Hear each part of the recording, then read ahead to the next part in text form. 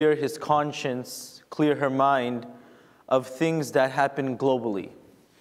But the phenomenon of living in a globalized village is nothing new for a Muslim, because since the advent of Islam, we as Muslims have learned how to live as an ummah, how to live as a civilization that is not scattered and divided by nationalistic lines, or by different borders, or by different continents. We are one ummah, that we are like a body, that although regionally we may be separated, our hearts are united, and if one community is harmed, if one community is hurt, then the entire world as a Muslim will mourn and feel that pain as though a biological family member has been taken away.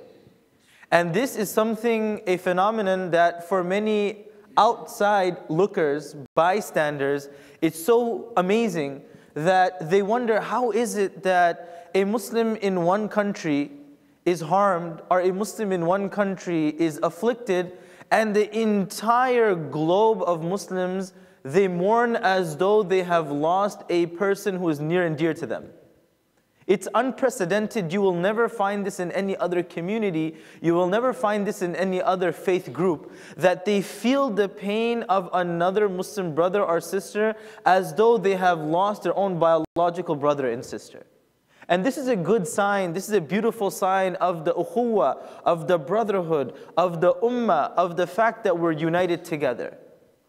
But nonetheless, it goes without saying that although we have this brotherhood, we also feel that pain. And the question comes, how can we make sense of the pain that we see and we suffer from? Because it's not a normal occurrence to see so many people so mercilessly taken away without any cause, without any reason. And the young among us in particular, they have so many questions. They have this difficulty in understanding the world around us. That what crime have I committed? What have I done wrong? Am I not another human being? Am I not born over here? What did I do wrong that I am seen as my blood being so cheap, as though I am unwanted in this world? So a lot of people have questions, and as adults, as responsible members of the community, we have this responsibility of how we can educate the community, how we can educate our young to never let them feel down, always let them feel uplifted, never feel alone, always feel together. One of the most relevant surahs that can help us navigate through the tragedies that we are facing today, and the particular tragedy that we have just seen, is Surah Al-Burooj. Surah Al-Burooj is filled with so many gems and so many lessons that if one were to contemplate over what Allah is mentioning verse by verse, they will find therein answers to their own predicaments and their own tragedies.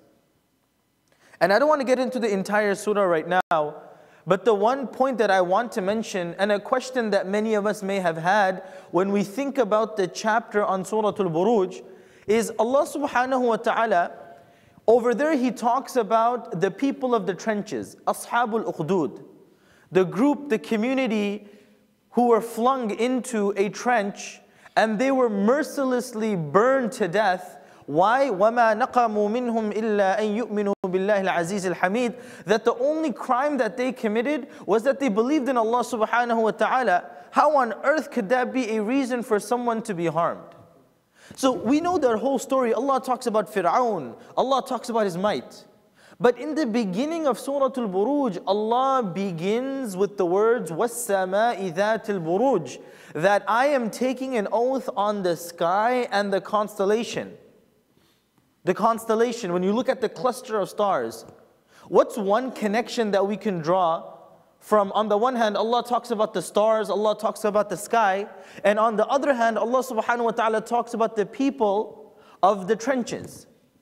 One scholar of tafsir explains that what's unique about the sky and the stars, that if I randomly at night look towards the sky and I look at the stars, what's my first impression?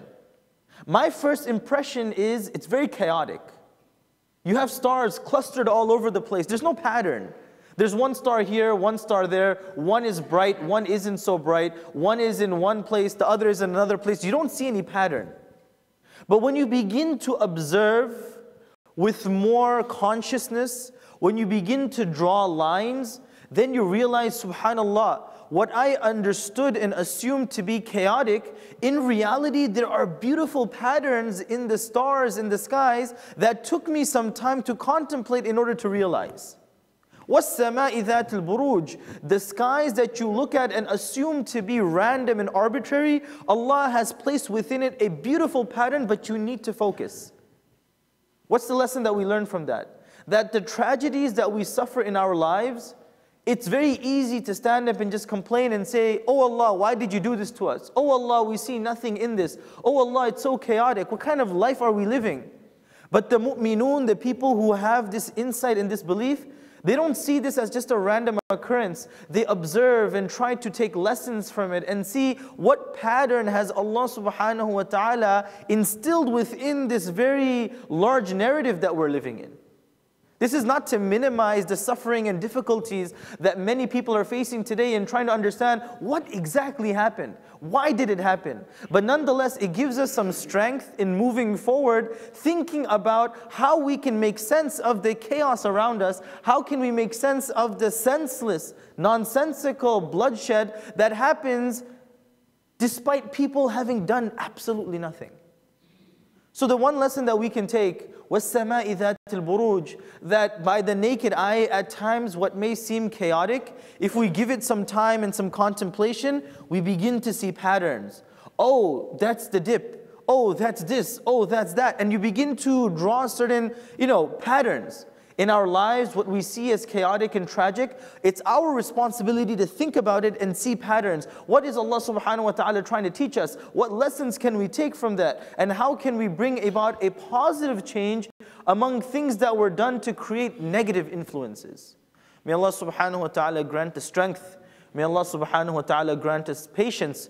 And may Allah subhanahu wa ta'ala elevate the status of those who have suffered from this senseless, tragic incident. Subhanallah wa bihamdih, subhanakallahumma bihamdik, ashhadu an la ilaha illa anta astaghfiruka wa atubu ilayk. Jazakumullahu khairan, wassalamu alaikum wa rahmatullah.